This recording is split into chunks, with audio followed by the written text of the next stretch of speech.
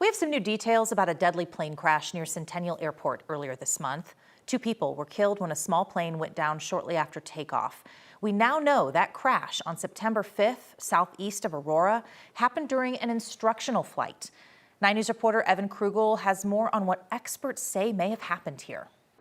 2 weeks after a deadly plane crash near Centennial Airport, details are beginning to emerge about what might have caused this Beech P-35 airplane to go down. A preliminary report from the NTSB shows 2 pilots had just taken off from runway 17L when they suddenly stopped climbing. You can see also from the data that the speed slowed down.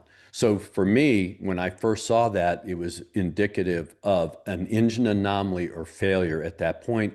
Now the pilots are trying to accomplish a glide. Flight instructor Greg Feith says in the event of engine failure, pilots are trained to level off and find a clear place to land. But flight records show the pilots made a sharp turn back toward the airport. They tried to continue that left bank turn to try and return to the airport. Unfortunately, low altitude, low airspeed, they got into an aerodynamic stall.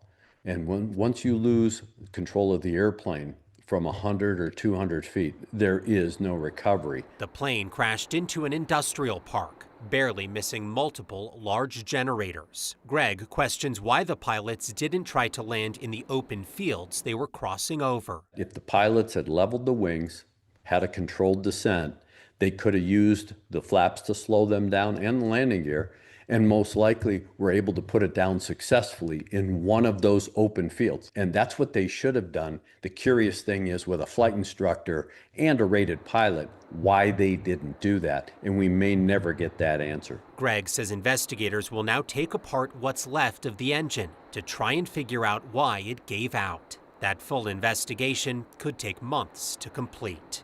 In Denver, Evan Krugel, 9 News.